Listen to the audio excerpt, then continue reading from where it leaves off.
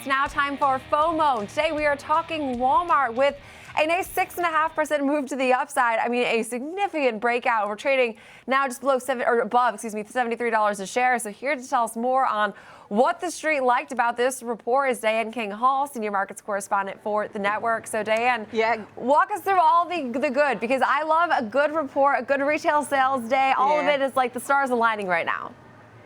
Yeah, it is. And it's like you asked the question what the street liked about it. What didn't the street like about its results? It beat expectations on both the top and bottom line, raised its guidance. So we've got a beat and a raise here. Adjusted EPS came in at 67 cents a share. That was better than expected. Revenue topped 169 billion, also better than expected. So it did well across those metrics in terms of its guidance going from here. Walmart now saying it expects sales to rise by 3.75 to 4.75% for the full year. Adjusted EPS, they're expecting that to come in between 235 and 243 per share. To put that all in perspective, previously their guidance was for sales to come in a range of between 3 to 4%. So you've got a solid increase there. They'd expected adjusted EPS to come in between 223 and 237. So they've increased both the lower end and the higher end of their range of their guidance. So they did well just on a variety of metrics. So you're seeing them be rewarded with this 6.5% gain,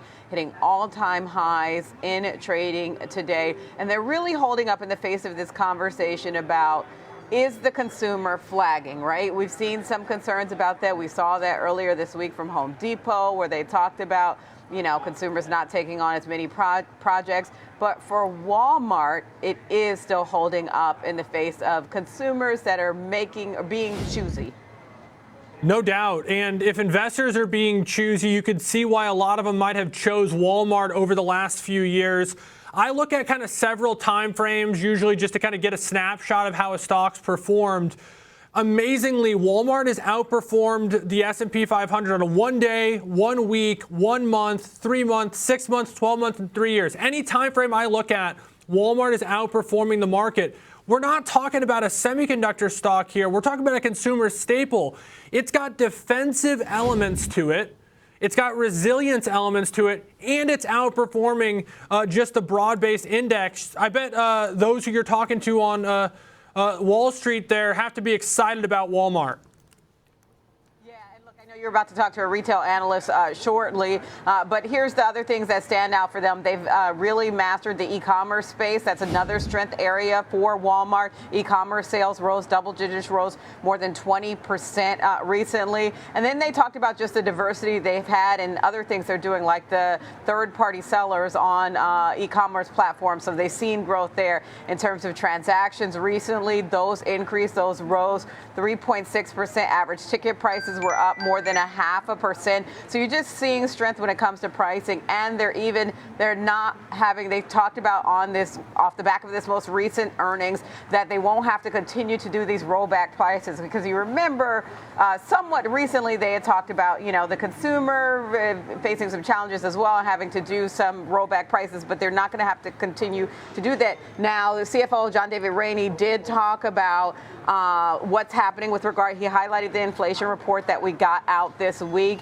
and talked about one of the reasons they may be benefiting is because grocery prices are not rising as much as dining out prices. Like we saw in that inflation print this week, that grocery prices are up a little over 1% year over year. Yes, inflation has been easing, and where it's been easing more is within the grocery segment, and Walmart gets more than 50% of its revenue from grocery.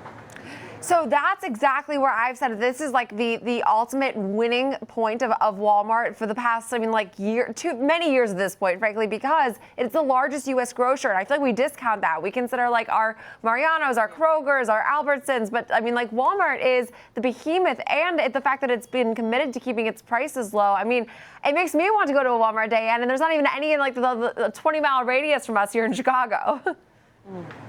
Right, and the other thing that Walmart started to see within the past, like last year, over the past couple years, when you saw inflation rearing its head, and you just saw just these hot increases in inflation, you started seeing the six-figure customer trade over to Walmart from, say, Target or elsewhere, and that has become a habit, and so they've managed to hold on to that client as well, along with the, its base that it had previously.